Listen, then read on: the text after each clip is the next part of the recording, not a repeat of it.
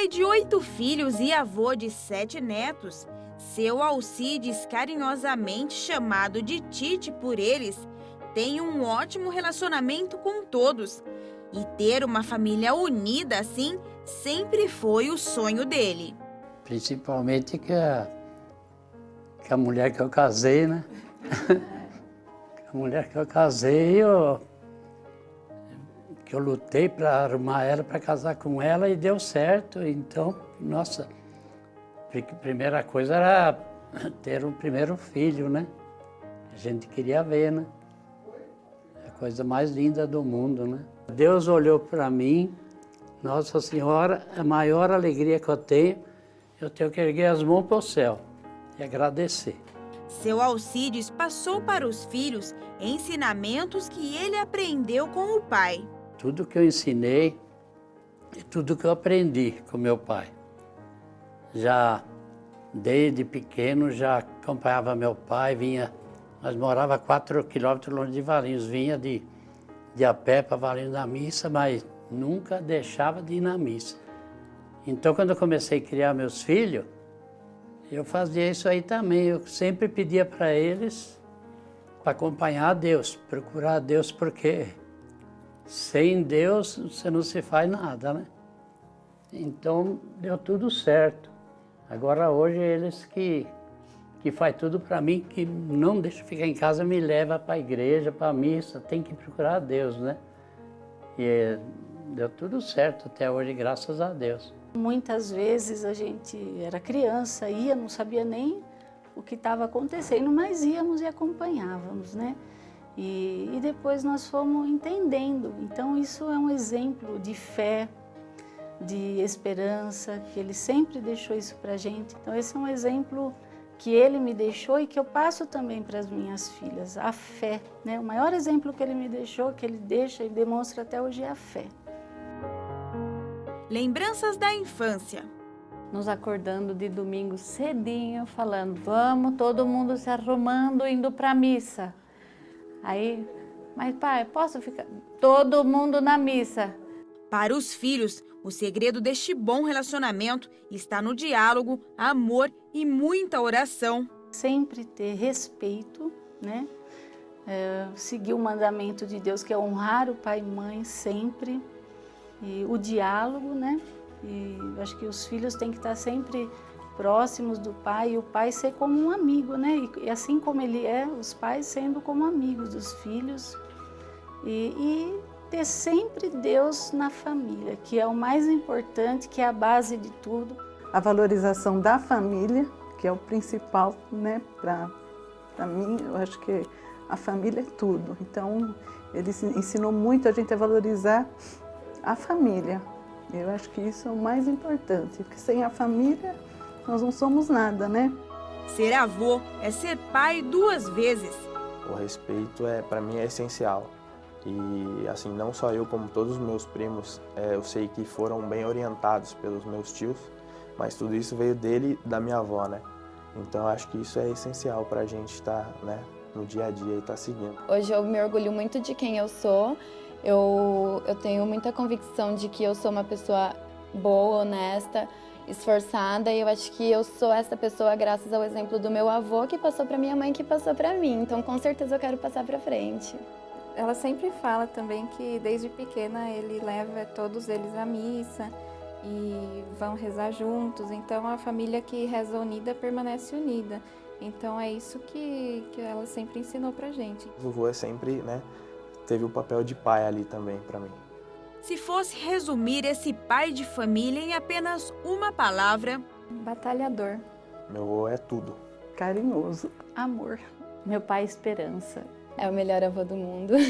Mas olha, criei a família e essa família que eu tenho não tem para ninguém, viu? É a coisa mais linda do mundo.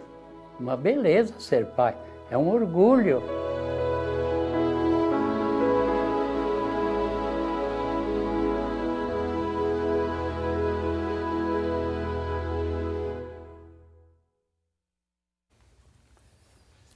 Eu quero elogiar a Luciane. Sabe por quê? Você viu que ele enalteceu a esposa, enalteceu a esposa. Ela não precisou nem falar, ela saiu coroada sem falar no vídeo. Como é que foi para vocês? Ele falou da experiência de ser pai, né? Que primeiro ele falou que foi difícil conquistar a mulher. Foi difícil conquistar a Luciana, pai? Quem que era o mais cabeça dura aí? Mais difícil? Como é que eu briguei? Eu vou falar que sou eu, ela vai falar que é ela, vai ficar essa discussão. Eu acredito que sou eu. E ter o filho, o primeiro filho, como é que foi para vocês? Como é que foi para você, pai? Ser pai, descobrir que podia ser pai. Eu falo que a gente descobre que é pai não de imediato, quando o filho nasce, né? Porque você acaba sendo um auxiliar, né? Ali é muito próximo, né? O filho com a mãe no período, né? do pós-nascimento. Aí quando começa a interação, a primeira risadinha, procurando né? Você fala no quarto, procura, você vê que a cabecinha que já começa a entender que é uma voz diferente, que não é a voz da mãe, que é a voz do pai. Você começa a ter aquela interação de pegar no colo, de estar junto, de fazer dormir. É maravilhoso, né? Isso aí é uma sensação inexplicável, né? Uma coisa de saber que aquilo ali faz parte de você, aquela criaturinha, né? Aquela pessoinha que está ali. Ô, Luciano, pelo jeito do Rafael, acho que ele trocava fralda, limpava caca, tudo direitinho. Sempre foi muito participativo. Faz a TT até hoje, então ele quebrou o maior galho. Muito, muito. Ele sempre foi muito participativo em todos os momentos. E para vocês, o que o seu Tite falou, por exemplo, que aprendeu do pai e passou. Para vocês é muito presente essa referência dos pais de vocês? Agora, no Enzo e na Raquel, para vocês a referência é forte? Tem coisas que vocês se lembram? Tem aspectos que vocês veem e parece que volta o filme? Como é que é para vocês? Com certeza, não, com certeza. Muitas coisas que meu pai fez, a gente repete, né? Meu pai sempre foi muito preocupado, isso ele passou para mim. E muitas coisas que eu não gostava, eu procuro me corrigir com os meus filhos. Essa questão de estar muito presente na vida deles. Nós dois fazemos questão disso. Então, nós jantamos todos os dias juntos, nós conversamos muito, nós brincamos muito. Nosso final de semana é voltado para eles, estar junto. Coisa que, na minha época, o meu pai não tinha muito tempo, né? Então, isso é um resgate que eu tento fazer com eles. E outras coisas muito boas que meu pai fez comigo, eu procuro fazer com eles. Deixa eu entrar um pouquinho aí, dá licença. O seu pai trabalhava muito? Por que ele não teve muito tempo? Ele trabalhava muito, mas ele trabalhava em casa, ele tinha uma oficina muito próxima à minha casa. Então, trabalhava muito, ficava cansado. Aquelas tarefas de ele tinha as coisas carro, dele. Então, meu pai foi um excelente pai. Muito carinhoso, mas ele não era de brincar com a gente. Assim, mesmo ele sendo presente, estando em casa, com a oficina do lado, ficou essa lacuna, de certa forma, por ele não estar brincando junto. Isso. E para você, Rafael? Com certeza. Hoje, muitas vezes me pego repetindo frases que eu falei, poxa, eu ouvi isso já do meu pai. Eu já ouvi meu pai falando isso para mim. E fica implantado, né? Fica um registro, né? no nosso subconsciente isso daí. E uma coisa que é muito legal de ser pai é algumas coisas que você não entendia o que o seu pai fazia no passado, que você, nossa, mas não é legal isso aí, não estou gostando. E hoje a gente entende o porquê ele fez isso. Porque era necessário, era importante. E eu tenho certeza que ele vai entender. Hoje eles falam, nossa, meu pai não está deixando fazer determinada coisa, não está pegando no meu pé, mas espero, como eu vi, que eles no futuro também não. Meu pai estava certo, ele não queria que eu fizesse isso, ele pegava no meu pé por isso, porque tinha um motivo. E o seu pai era presente ou era um pai também que... Não, meu pai era presente, ele trabalhou muito tempo como profissional liberal, né? Trabalhava no escritório e sempre... Meu pai sempre esteve próximo e época com a idade do Enzo, da Raquel, a gente andou muito junto, fui muito em chácara com ele, jogar bola. E até hoje a gente procura, né, tal, quando possível, sempre estar junto. Ele é um vô babão, como você é como pai? É, babão, sim. Ele é Seu avô é o vô babão, Raquel? Não. Não? E o vô Marino? O vô Marino é. Não. O vô Marino é mais babão. É mais babão. Quem que vai mais ver você? O vô Marino? Marino? Isso. Ou o outro vô? O vô Bigode. Quem você vê mais?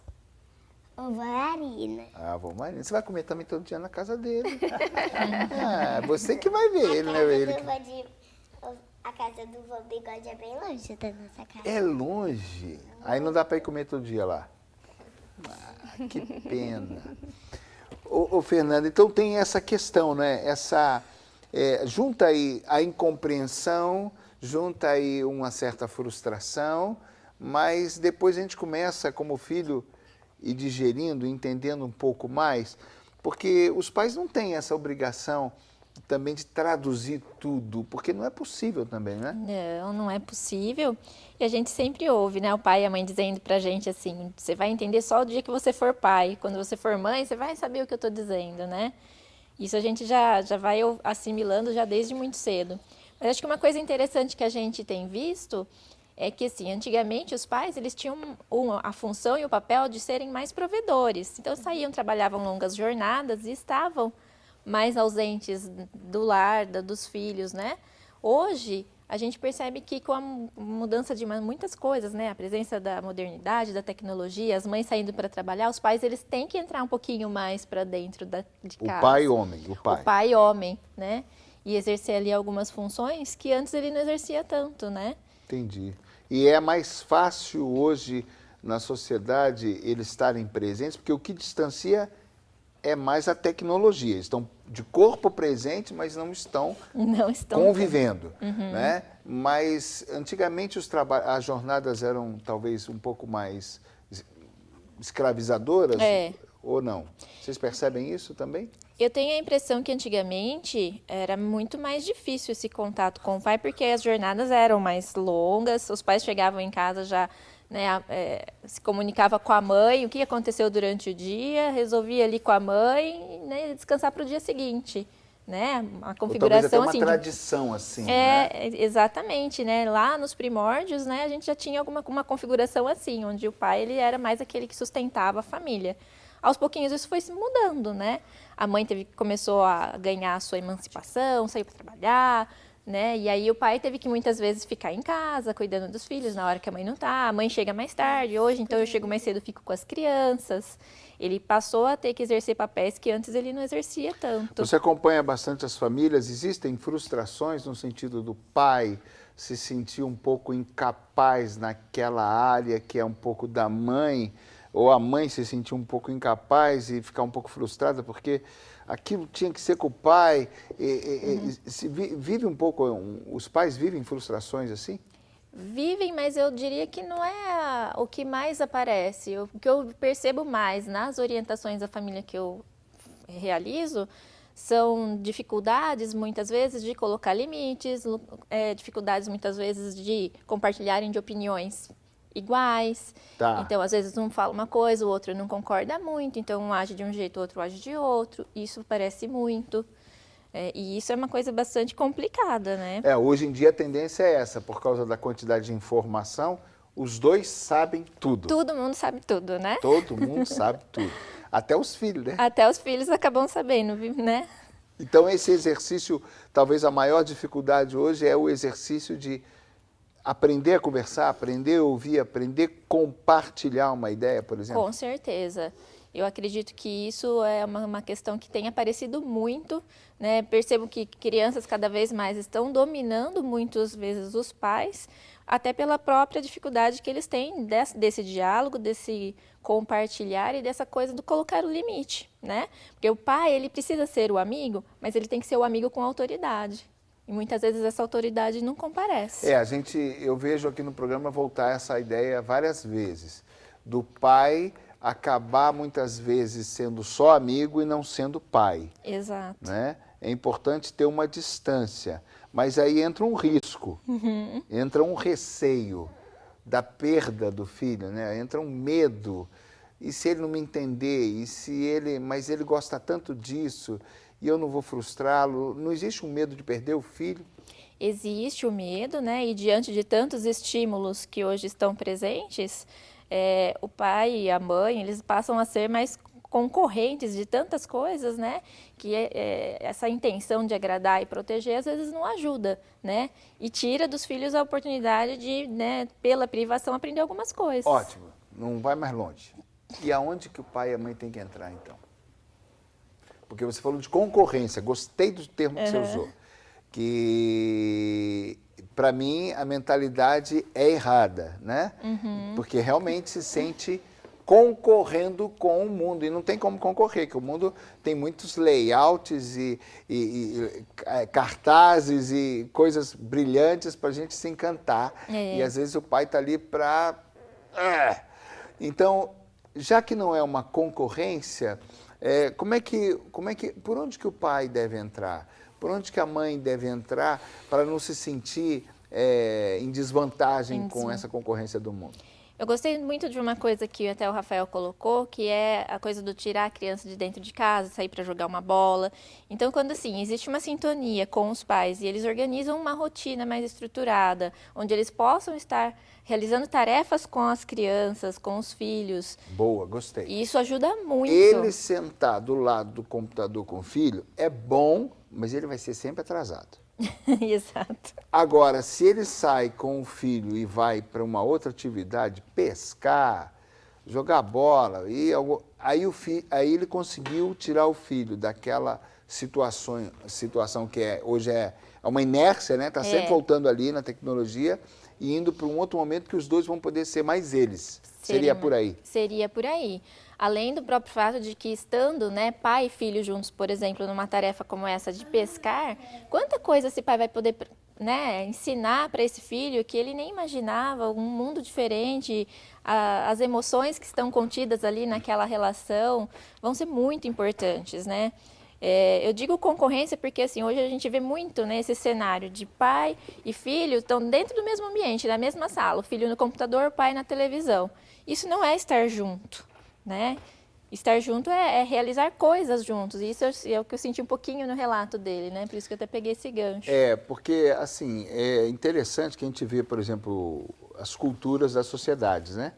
A gente vê, por exemplo, nos filmes americanos, aquela coisa bastante comum do filho ir para o time de beisebol. A gente vê, às vezes, o pai senta na arquibancada, né? Aquela cena tradicional, ou futebol de americano, mas é mais essas coisas diferentes deles.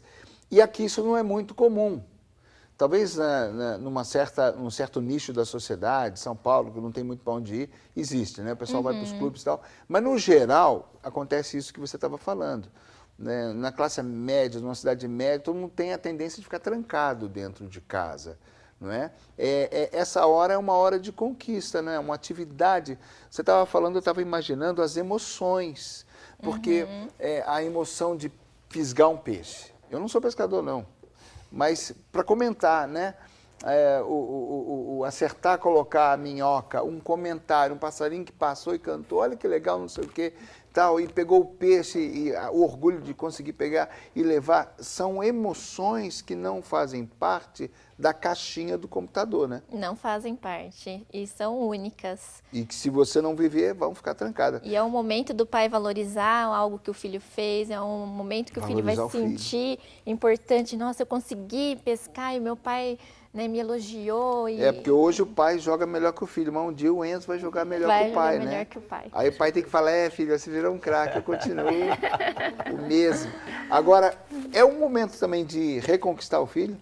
Para quem se distanciou, é uma boa tática essas saídas? As saídas, né? Acho que é uma programação melhor, um planejamento melhor, onde existam situações onde os pais possam estar mais juntos, sempre é possível, né? Os pais têm mais medo de se arriscar com os filhos do que os filhos com os pais.